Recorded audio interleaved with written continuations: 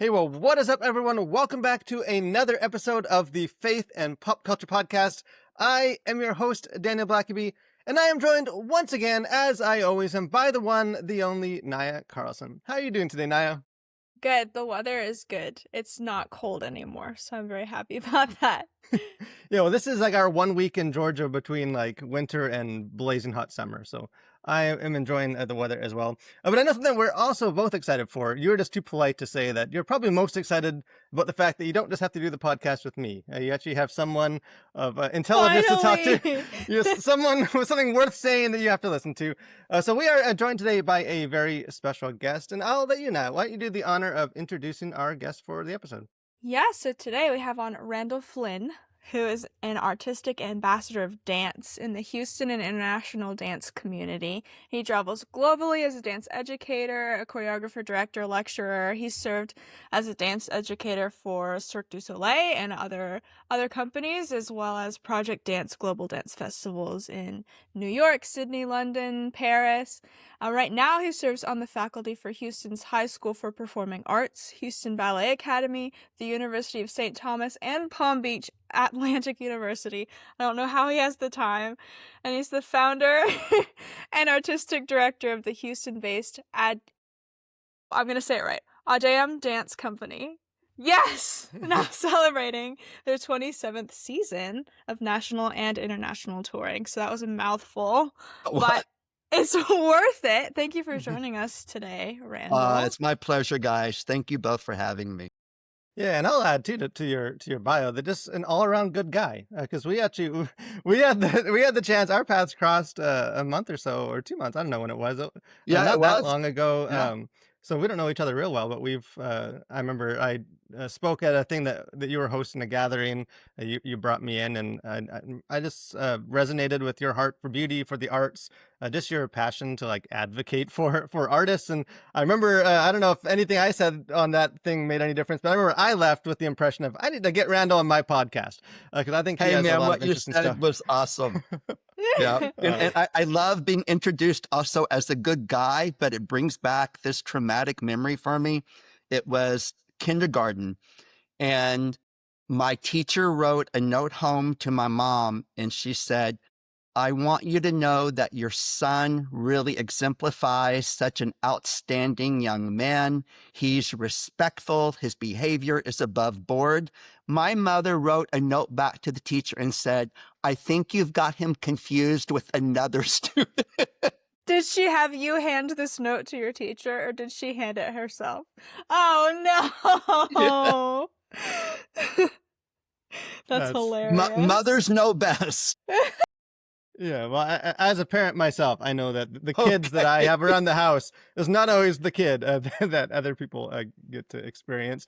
But there's a lot of stuff that I wanted to get into for you, particularly just in the field of dance. That's sort of been your passion, your career.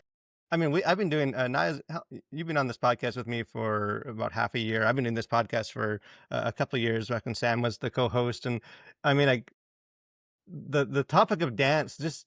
I mean, I'm as guilty of it as anyone. This gets overlooked in the arts. Like we talk a lot about films, talk a lot about music, maybe visual arts, depending on.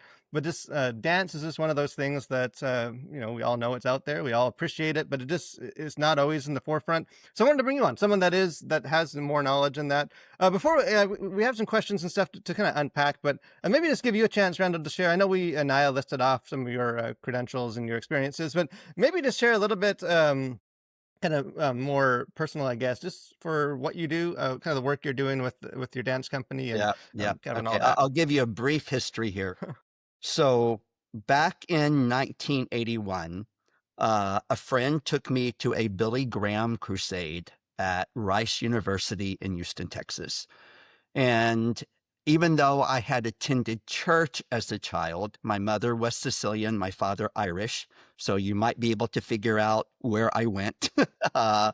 It was just routine for me. But I actually heard the gospel for the first time at the age of 21 in the year 1981 through Billy Graham. And I just remember my heart was like pounding as he was talking, and I knew this is truth. And so, okay, Lord, I'm yours. Like even before the big altar call with the wonderful tenor singer and everything, I was already convinced 100%. And, but then came the big question, what now? Like, okay, now I believe in Jesus, what now? And I had never read the Bible before, so I didn't know that whole scenario where the tax collector and the Roman centurion say, okay, now that we believe we've been baptized, what do we do? And they weren't told, well, go be a missionary in Africa. No, remain as a tax collector. Don't cheat people. Remain as a Roman centurion. Just treat people with care and kindness. And so it wasn't, okay, change your vocation. However, again, more trauma. I need counseling. So new believer, I'm sorry, 2 weeks later, I'm in a new home church, a very charismatic fellowship, and that was quite new for me. And they had these people called prayer counselors or prayer teams up at the front. So I went up for prayer, and there was this older gentleman, and I said, Sir, I would love to have prayer. I feel like God is speaking to me. 2 weeks ago, I gave my life to the Lord. But the Lord's also given me some gifts and talents, and I feel like he wants me to surrender those for his purpose. I just don't know what that means. And this elderly prayer counselor said, well, young man, I feel privileged to pray. He said, I can't believe after 2 weeks you already have a request like this.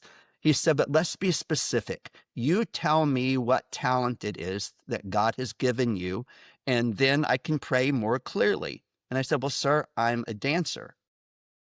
He said, you're a what? And I said, I'm a dancer. And he said, explain that. And, and I said, well, I have years of studying classical ballet, modern dance, jazz dance, tap. This is what I do. And he got really quiet and he said, I tell you what, we're going to pray and we're going to ask the Lord what else it is he might have for you. Guys, I felt such deep rejection. And I thought, Lord, I felt like you were saying to me, you want me to give this to you, not to throw it away, but to refine it and to cleanse it. And now this man's telling me you don't want anything to do with this. And he's the older Christian. I'm brand new at this. So surely he has a deeper revelation and more knowledge than me. So the orphan spirit hit me like crazy. And I thought, okay, so God, I felt that you gave me this, but now what do I do?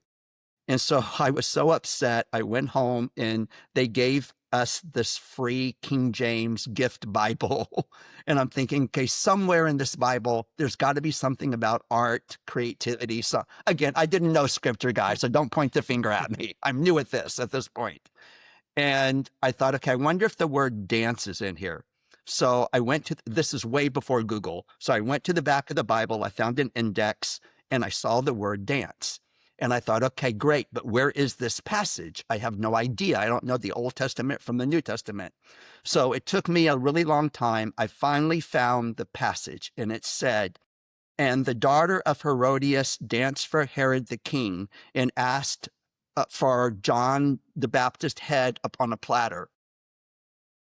And I thought, well, no wonder God hates this. That's not the verse you want to turn to for that. Dance and they get beheaded. Like now I understand. But I thought, is this all there is? And then finally I found the Psalms. Praise his name with music, like with dancing, with with music, with our voice, but also God did not leave out dancing. And those were Levitical commands. Praise his name. You're priest to the Lord. Praise his name this way. And then, David writing, the Lord has turned for me my mourning into dancing. Old Testament Jeremiah prophecies. Again, I will build you. You shall be rebuilt, O Virgin of Israel. You shall go forth in the dances of those that rejoice. A time to mourn, a time to dance, on and on and on. The story of the prodigal son. In the Father's house, there is music and dancing. Wow. okay, so Lord, you are saying something specific here. Why didn't the elder not know this? It did happen to be an Assemblies of God church. I'm actually ordained Assemblies of God, so there's the humor. Uh, and so bottom line is that took me on a whole new way of navigating my life. And I actually asked the Lord very clearly, what does my dance mean to you? Show me, show me in your word what it means. Why? Why have you given me this gift?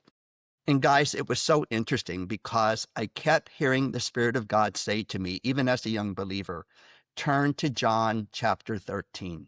So I turned to John 13. It's the story of Jesus washing the disciples' feet. And I'm thinking to myself, okay, if I was asking you about leadership, then this makes sense. But I'm asking you about dance. So now I'm confused why this passage. The Spirit of God was like, keep reading. So I keep reading. And what I'm focusing on is Jesus taking the towel and the basin. And then finally it dawned on me. And the Lord said, that's what your dance should be. Your gift is your towel and your basin to go and wash the soiled feet of humanity. And I thought, wow, Lord, that our talents are redemptive gifts when they become born again by the Spirit of God. And to take that towel and to go and serve humanity with beauty, truth, and goodness.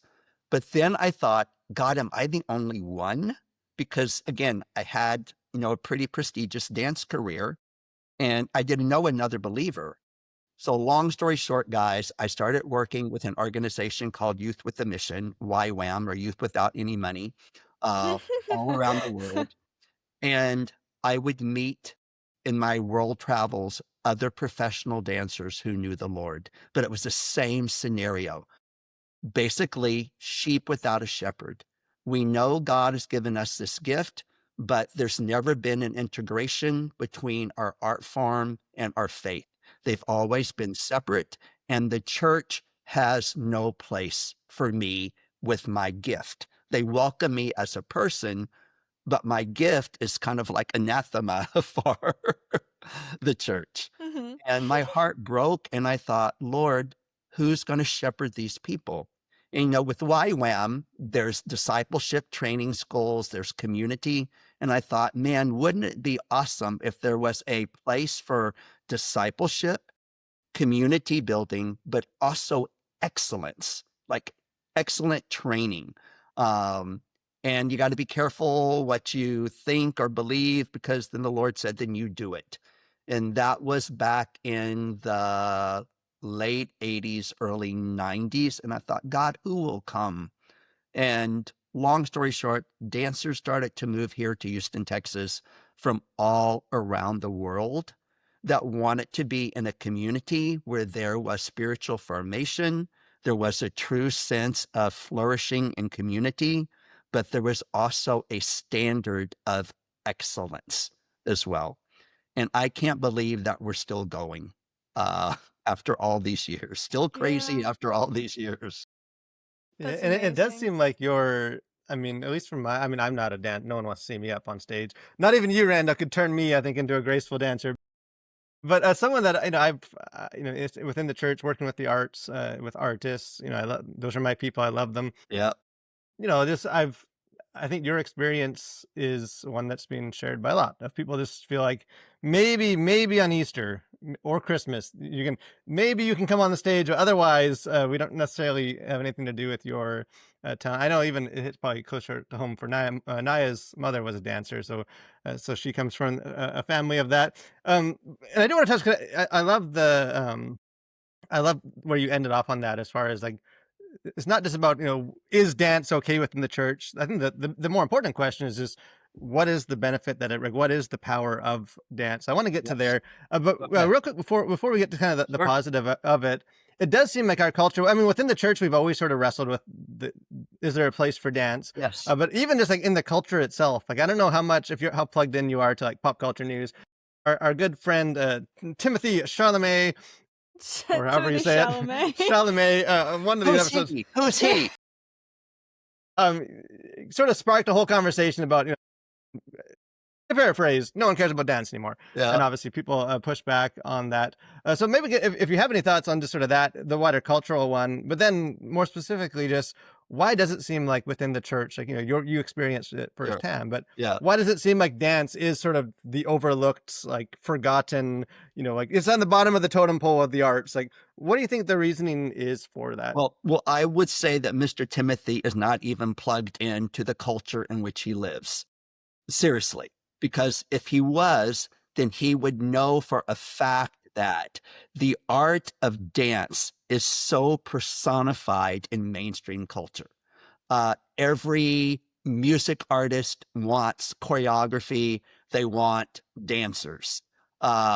We have these incredibly popular television shows, Dancing with the Stars, So You Think You Can Dance, The World of Dance. I mean, on and on. Come on, like, where have you buried your head in the sand?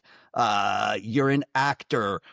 You're involved in the arts. Like, this should be clear to you. This isn't a dying art form. It's a flourishing art form. One of the most recognized modern dance companies in the world, the Martha Graham Dance Company, they're celebrating 100 years. Wow, Timothy, that's where were awesome. you, buddy? Yeah. And then, let's look at the church. There's thousands upon thousands of years of clarity biblically. Miriam, who was in her 90s, once they crossed the Red Sea, took up the tambourine, began to lead the other women in dance. King David dancing before the Ark of the Covenant with all of his might and being chastised by Michal. So perhaps she represents that religious element that says, no, David, you can't do this. And David, I love what he says in the King James version. Of course, he didn't speak King James English, but the King James says that David says, it was before the Lord that I was rejoicing, and I will yet be more vile than thus. I so want to get that on a t-shirt. I will yet be more vile than thus. And I do think, Please. yeah, if you do, we'll make the commitment, both you and I. Okay. We'll wear that for one episode at least on the Perfect. podcast. I do think the kind of related to that. I think I think there is a sense that the church often just doesn't know what to do with dancers, so that even ones that would be willing, just Sure. that's not a part of our regular Yeah. routines. So then Yeah. there's part of that. I think part of it too, at least in my experience, this comes from, I think Christians can be uncomfortable with dance. Sure. It's a little too bodily, a little too maybe sensual. You got people moving on stage, nice outfits. Like I just think there are Christians in the church that just feel uncomfortable about that. That's somehow worldly, lustful. Have you, obviously you run a dance company, like, have you experienced that sort of criticism or pushback from kind of the wider Christian community? No, it goes back to this whole theological concept of dualism. And, we could look at the whole Greek concept of that, and that would take a whole podcast in itself to go into the Hellenistic thought and so forth. But that, the spirit is a hierarchy and the body is more on the lower part of the totem pole because it's more earthy and it's more prone to sin and sinful nature. But then let's look at Paul's words in Corinthians. Do you not know that your body, the word is sarx, S-A-R-X, it means this, your flesh is the temple of the Holy Spirit. You've been bought with the price. Therefore, glorify God with your sarx. Glorify God with your flesh.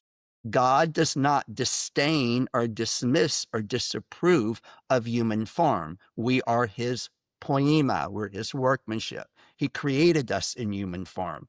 Jesus came in human form, and the Word became flesh, the incarnation, and dwelt among us.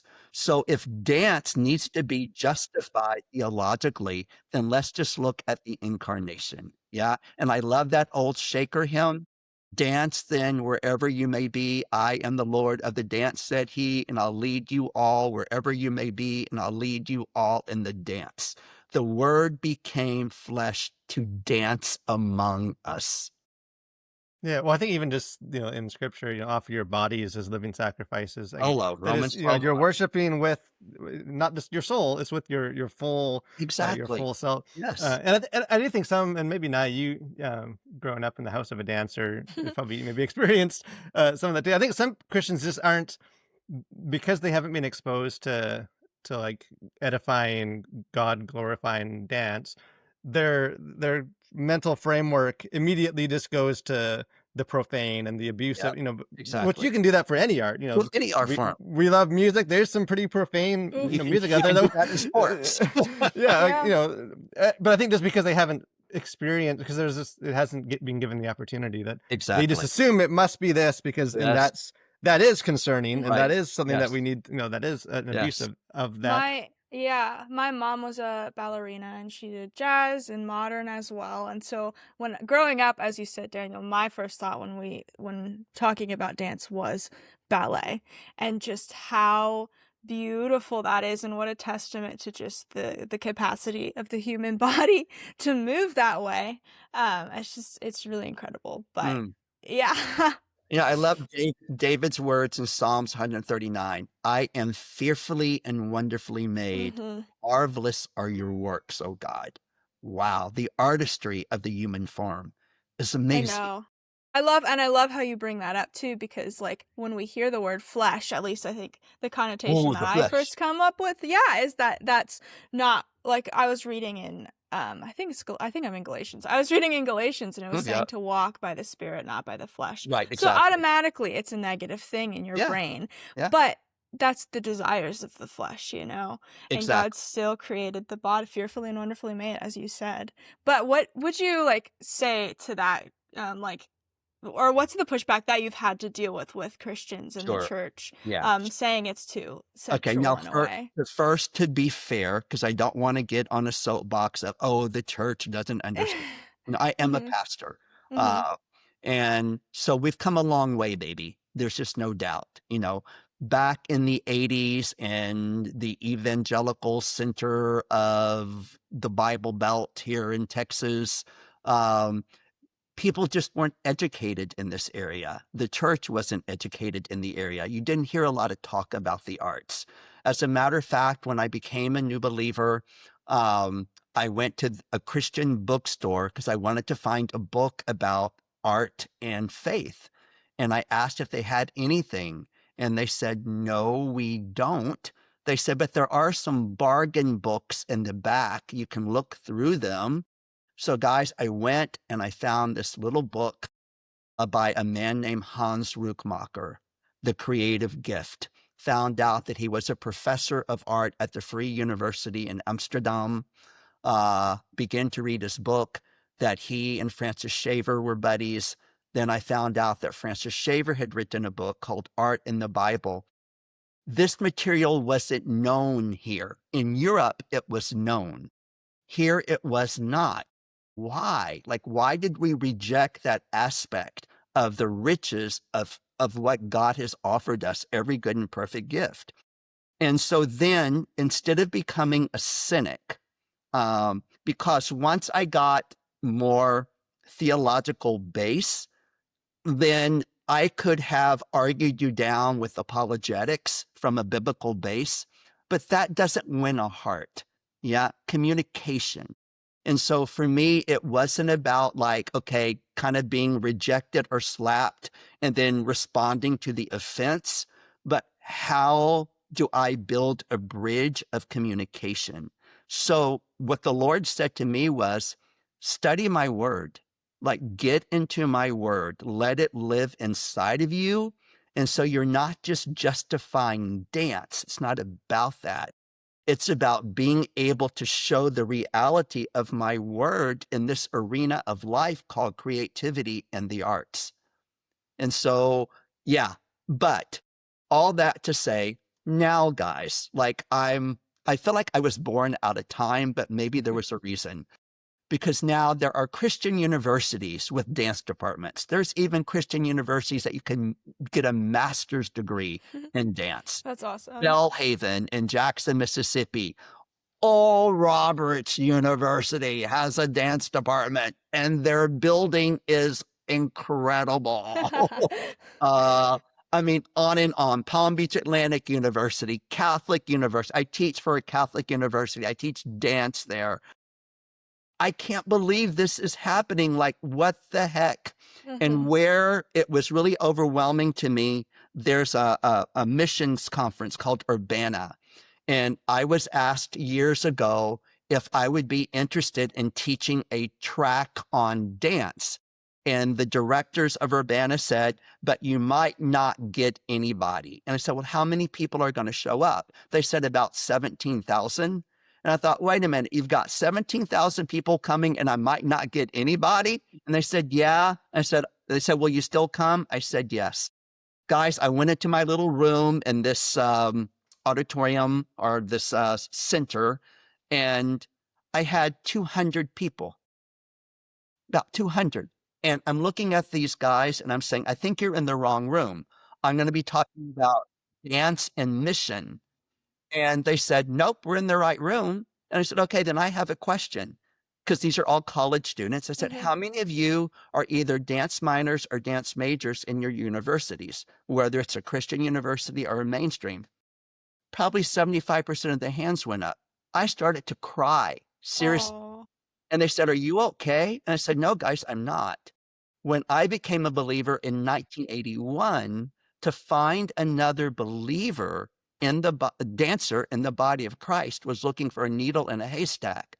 Look at this. Like, look at what God is doing. Now, guys, there's professional companies all over the world that are comprised of believers. There are believers that are heading up professional mainstream companies all over the world. In New York City Ballet, there's a number of Christians. In the Alvin Ailey Company, on and on it goes. And Alvin Ailey, that's amazing. Hello, yeah. My spiritual son is the associate artistic director of Ailey, an incredible man of God. His name is Matthew Rushing. I mean, on and on it goes. God has his Josephs in Egypt. He has his Esthers in Persia, Daniels in Babylon. It's important, but he also has us serving the body. So even though I definitely want to serve and engage the mainstream culture, I also want to serve the body of Christ. I want to serve the church. Yeah, and I do think that is because I think you're absolutely right from what I've seen too. That I think we almost need to update our mental, like our framework of, the church does, the famous Dorothy Sayers quote about the church, has never made up its mind about the arts and, hardly too much to say she's ever tried. Yeah. It's like, I think that, I mean, it's a good quote, but I think a lot of time has passed and the church has tried. And I think you have seen, but I do think there is always going to be some tension, just because, I mean, like, creative people are weird. Creative artists are weird. There is sort of always that back and forth. And, I do think, encourage the church to be more accepting of artists. But I do think artists also need to, which is why I love your heart so much, that to see themselves as servants of the body as well, and not just, how can the church give me a platform to pursue my dreams and my talents? Well, no, you're also called to use that within, the wider Christian community. And kind of on that note, sort of the power of the arts, but especially like dance. I know the slogan for your dance company, or at least the quote that's on your website of your dance company, says, where the good, true, and beautiful find expression through dance. I know, Randall, me and you we're both junkies for like the transcendental, the good, the true, and the beautiful. That whole framework, I know both of us, we eat that stuff up. But I'm curious sort of how that comes, and we've talked about that here on the podcast too. Me and I have brought that up a lot, but kind of how is that done? Like, how does dance able to, like, maybe the beautiful is the easy one. It looks beautiful. You feel something, but good, true, all those two together. Like, how do you equip dancers to do that? Sure. Well, dance is an embodied art form. So again, theologically, we go to the incarnation, the word becoming embodied, and faith should be embodied. So I'm going to speak from my pastor evangelical background, being in Texas. So what we tended to do as evangelicals, if we look at the transcendentals, the good, the true, and the beautiful, is that we've only chosen two to major upon, the good and the true. So the good becomes the ethics of Christianity. That's important. The true becomes the apologetics or the defense of the gospel. But the way that they're articulated, it's not always beautiful. The way that they're revealed is not always beautiful. It can be dogmatic. It can be extremely pragmatic. It can be utilitarian. It can be used for debate and offense. And then sometimes, and please hear my heart on this, the mentality can be, all right, then with our apologetics and our ethics, if we can get political power to undergird those, then we can conquer. I don't see that from a biblical worldview. Sorry, people may turn off your podcast. I just don't see that from a biblical worldview of life. David says, one thing I desire, that will I seek, to gaze upon the beauty of the Lord. Why is the transcendental of beauty, the virtue, the value, marginalized in evangelical Christianity? Interesting. It's not marginalized in Catholic thought. It's not marginalized in Anglican thought or even in Orthodox. What's going on? Why do we push that to the side? But here's the deal. They're not meant to be fragmented. They're to work together. But if there's one transcendental that can encapsulate what is good and true, it is that of beauty. Beauty can embody that which is true and good. And it also breaks down the defense mechanism. My company and I, we travel all over the world. We've gone into Muslim nations where we are so welcomed, and how would I say, truth penetrates, the goodness penetrates, but it's packaged as a gift of grace, a gift of charis. This gift, this beautiful gift is given to you. Engage in it, break it open, receive it. It's bread, it's nourishment. In it is truth, and in it is goodness. Taste and see that he's good. Know that he is the truth. But I'm going to offer this to you through the gift of beauty and artistic design. And man, it changes people's lives. It's amazing. Yeah, well, there's one of my favorite writers, philosophers, Hildebrand, German guy, passed away, but who's like, I mean, he's just the deepest well I've found for on the topic. But I think he describes on this kind of beauty being like kind of the aroma of goodness and truth. Like that's what draws you, and that's what it radiates from, goodness and truth, and it brings you in. Or even like Blaise Pascal, the French Yes. apologist, where he has the quote about, make people wish that it was true, like the Mhm. gospel, and then show them that it is. Like it is objectively true Yeah. and good, Yeah. but stir the hearts in a way that make them want to pursue that. And then, which, I mean, that's all Yeah. the arts, not just Yeah. dance.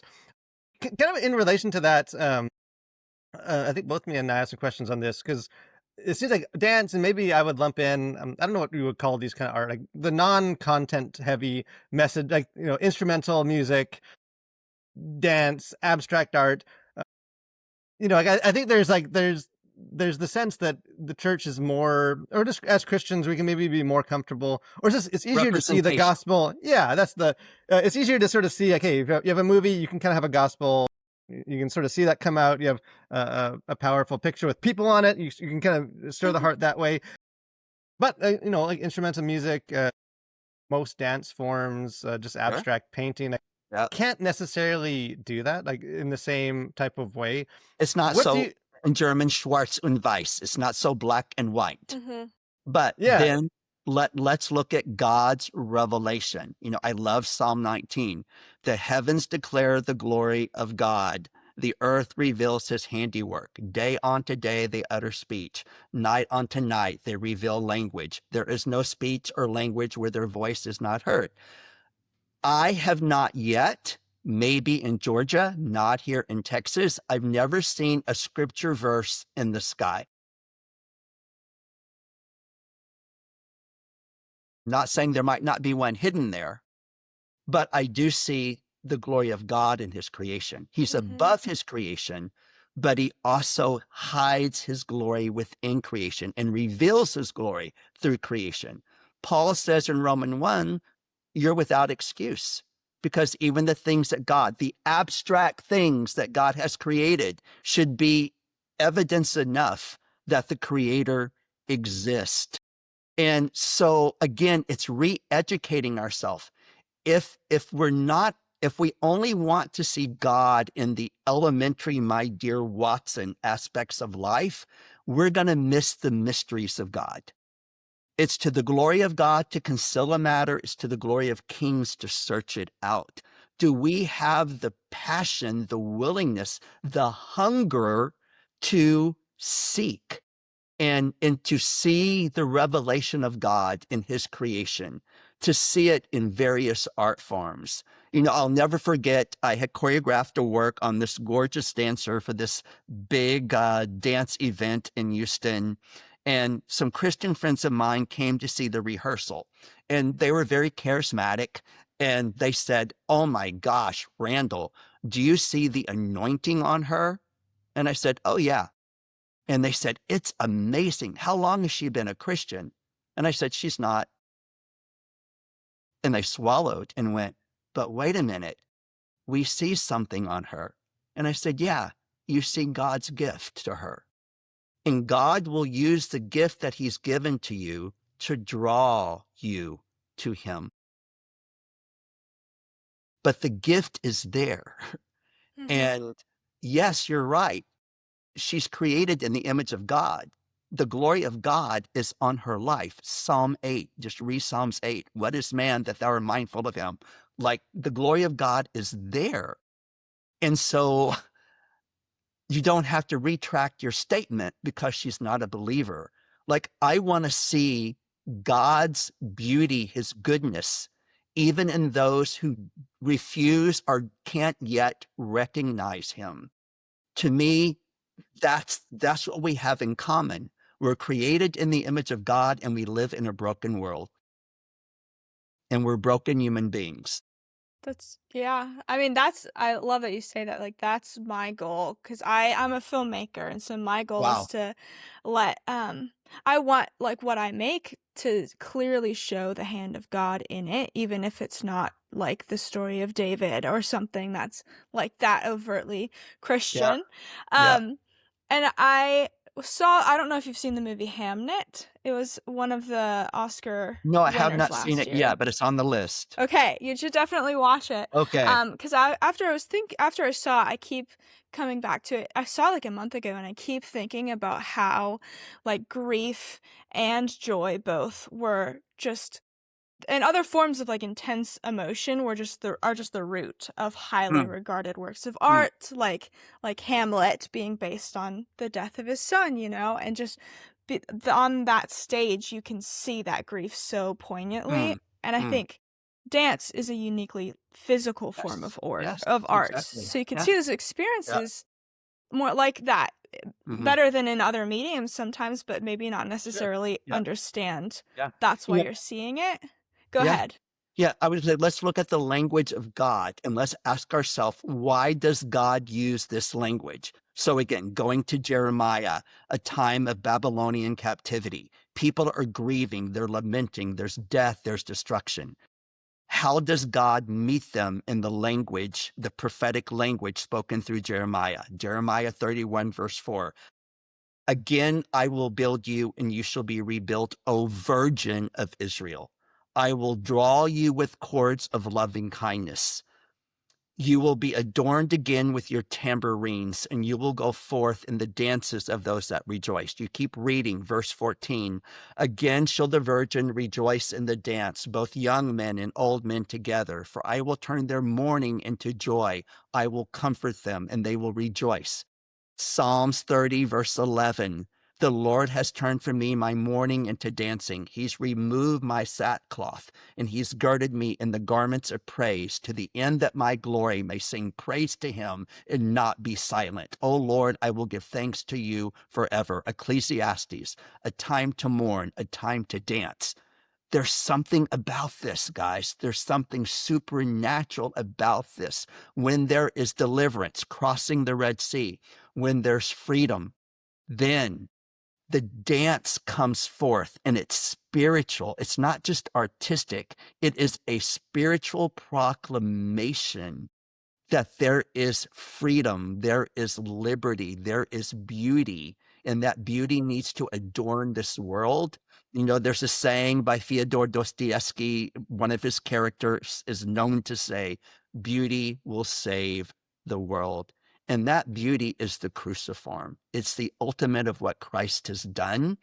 And we are, as believers, called to personify that beauty as well. But that beauty will take a kenosis. So here's some nice little Greek words. Poiesis will require kenosis. There's no true poiesis, that means making. There's no true making, creating, without an emptying. Any artist will tell you that. Any true artist will tell you that.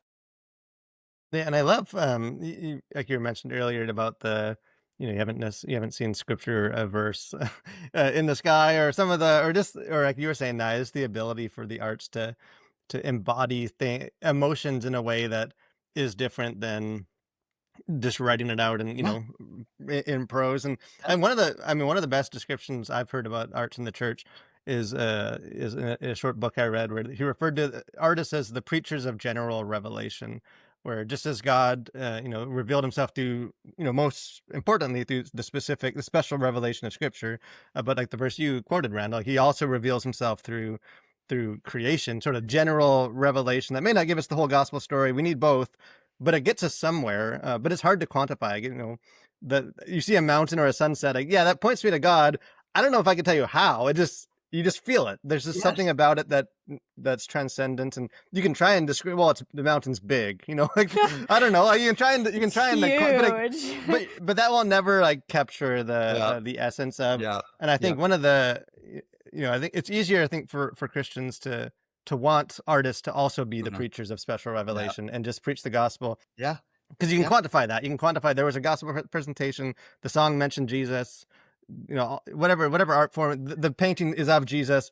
Where it's more difficult, I think, when it comes to like maybe dance or other. But that doesn't make it less valuable. I think that it's pointing them somewhere that other art forms, I think, just can't. Like you can do some of these other more directly to the point, but you don't feel it. It doesn't resonate in the same way, of just like breaking you. Exactly. I don't want to get to. I could talk. We could pick your brain all day on this stuff. I love all your wisdom. I do want to kind of as a final thing to pull, or just ask you about, because obviously you are an artist, you are a creative, you create, but as you've mentioned a bunch, you also feel a burden, a responsibility to like equip and to build up young artists. We're big fans of young people here on this podcast. Naya's younger than both me or you, Randall. She's our Gen Z representative. I'm 76 years old. I love it. Yeah, so we need to throw a bone to Gen Z now and then. I don't know what age the advantages are that you train, but maybe just if you could just share briefly that role too, of not just okay, God gave me a talent, so I need to go use that gift for God, me and God, but it's like, how do I build up the body of creative people and shepherd that gift so that collectively we can offer it to God? Yeah. Well, we all need spiritual fathers, every one of us. If we don't have one somewhere, someplace, somehow, there's going to be a void in our life. Having spiritual fathers, having spiritual mothers are important. Now, that could be your own parents, but it might not be, or there might be more than one. I know that I have a calling to be a spiritual father to artists. I've been doing this for many, many years of my life. I didn't self-appoint it. It's by the grace of God, and I see the grace of God. Moses on the mountain was told by God about Bezalel. Hebrew history says that Bezalel was probably a very young man. Moses was the spiritual dad.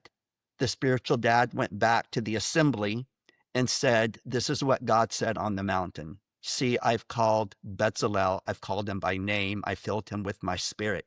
He affirmed Bezalel. He affirmed Aholiab. He affirmed the other artisans. The first community that was built, the sub-community, was that of creatives. That must have been so healing to these people because they had been enslaved and their gifts were being used for idolatry, basically. So now they're brought out, they're given a new beginning, but they needed to hear Moses's words. Does that make sense? Like, because those were God's words through Moses. I feel I have an obligation, a spiritual obligation to do that, to call forth and to affirm the creatives among us, both in the church and even outside of the church. Because there are people with incredible gifts outside the church that don't recognize the Lord, but they're actually lost in their identity as well. They don't feel affirmed. And that affirmation is a very important thing. Also, passing the baton, the Moses to Joshua generation, so to speak. I can't hold to this. It's not, a gift isn't a gift unless it's given. So if I try to self-possess my gift and it's all about me, then I'm going to dam it up in a way. That reservoir has to be open to flow. There's a wonderful book called The Gift. I forgot the guy's name, but it's just amazing saying that a gift is something that gets into the river of gift giving. It's not about a commodity. It's not a material possession. There is a spiritual component that it remains in the river and it just keeps multiplying and it brings healing. I believe that. And, I feel like, cursed am I if I don't release it. Someone said to me once, again, I've got a lot of charismatic friends, gosh, you're kind of like a prophet in the arts. Like, have you ever thought about that? And I said, no, absolutely not. And they said, no, but yeah, you are, like you speak his word. And I said, no, I don't want to hold to that. I'm a priest in the arts because we're all priests to the Lord. Peter makes it clear, you're a chosen generation, a royal priesthood, and he hits the artist on the head. He says, peculiar people. You both are incredibly peculiar, but I am too. We're priests to the Lord. And a priest is a servant of the Lord, and a priest is to bless the Lord, but that's not where it stops. The priest is also to bless the people. God said, you extend your hands before them and you pray the barakat, the blessing. The Lord bless you and keep you. How do we pronounce a blessing over others with our gift? Can our gift actually be the priestly prayer? I think it can be, and that it should be. Yeah, well, in the church, what a beautiful picture of the church too. Like, it's hard to think of anywhere else, especially now, as a lot of other social institutions have sort of faded away. That there's really not anywhere else as intergenerational as the church. These like Yes. where you have that opportunity of old and young and old, and passing on the gifts. And I know even just as a father, like my passion is creative writing. I love writing fiction and novels and books. And I've been working on one this week, getting back into a story. And but my boys are 11 now. I have twin boys, and one of Wow. them is real into writing now. He started his own book. I gave him my old laptop. He's typing away and just changing that perspective. I've always thought of, okay, I have this gift, this passion for writing. I need to get all that out of me in the form of books, and I still feel that responsibility. But through the eyes of my son, I said, well, but I also have a responsibility to help get that out in the world through him. Like, Yes. that he can write better books than he's starting younger than I am. Like, and like you said, it's not just fathers and, and their children. I think this within the church, Paul always used the family metaphor because there is that imagery of just, like Paul and Timothy. You go on, you take this message further, do greater things than I did. So I love your heart for that. Obviously, you're someone that is accomplished in your own career, but I love that you have such a strong passion for just helping the next generation come up. That, I think by the time my kids are older, you know, my prayer is that things like dance and these art forms, like that these sort of conversations will be just foreign to them because it is so Yeah, integrated into their exactly. experience with the church. But to end, Okay. because I know you still have a lot of things on your mind.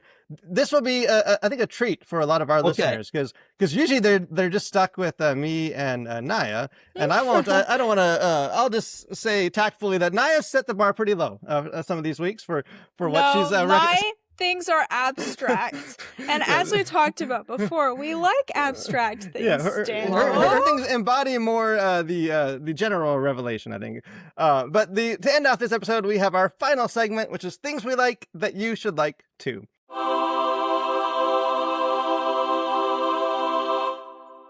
So, Randall, as the guest of honor, and just because our listeners need a break from our terrible recommendations, we will give you the honor to share just one thing, whatever it is that's on your heart, serious, funny, random, whatever it is that you like that you think other people would be blessed from also liking.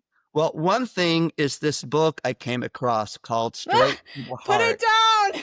Put it down! This is the best version of this we have ever had on the podcast. You have no idea. Daniel, did you text him? You did not. He texted me. He was like, he has to say that it's straight to the heart. Wow. But it is true. So I am a book connoisseur. I love reading, especially when things connect to my heart. Straight to the Heart. I found this book before I ever met Daniel. And it spoke to my heart. So I had to reach out to this young guy and hear from him. And we had an amazing conversation. But even though this isn't a thing in a way, what I would say is like what I'm experiencing and what I would love for other people to truly experience. And even though we might have, churches that we go to or whatever, but I would honestly say, true community, like true community. That might be 2 people, that might be 3 people, but people of light, precious faith that can do life together. As Americans, we're so individualistic and we kind of live with the survival instinct. And we forgot what it is to be engrafted with one another. God commands his blessing where there is unity, and that doesn't mean just verbal agreement. That means heart-to-heart connection, and that's what I would love for people to experience. My life has been so enriched and transformed and healed by community. So community is not a commodity. Community is a communion, not a commodity. Don't try to sell community. It's not about selling it. It's not a merchandise. It is a gift of life. Christ calls us into community. So outside of humorous things that I could say, the truth is, please, everyone, taste and see the beauty of community. And sometimes that takes work. It takes intentional work. Yeah, especially nowadays where it seems like there's just fewer opportunities for a lot of us. And I know like Naya's she's done some stuff for our collision, like on behalf of Gen Z, just kind of myth busting a bit that the Gen Z doesn't want, they're just all online, they don't care about that close community. And just actually speaking to younger people, Gen Z, or just the like tells a very different story. People are as hungry for that as ever. It's just maybe hard. It's just maybe hard to get. Harder to get sometimes.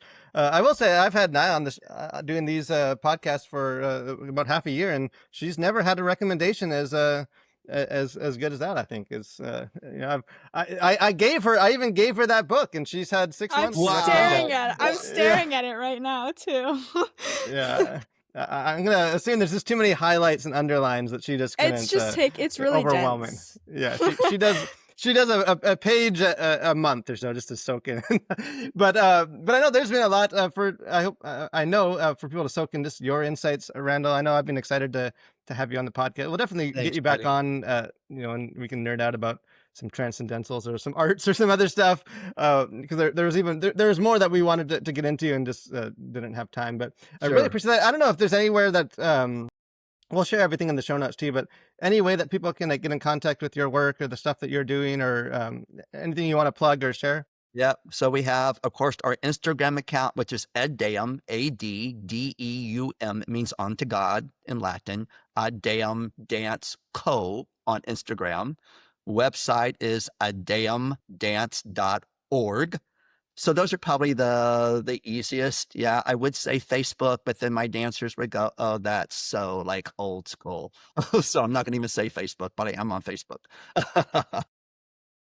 Awesome. Yeah. Well, we will definitely link all those places and point people, whether whether you're a creative person, dancer, or just someone that wants to be more plugged in with what Sure, the creative sure. Christians are doing. Yeah, So and we we'll do do have that. we have a Sunday international gathering. Anyone's invited to it. It's open to the public. 1 p.m. Central Time, 2 p.m. Eastern Standard Time.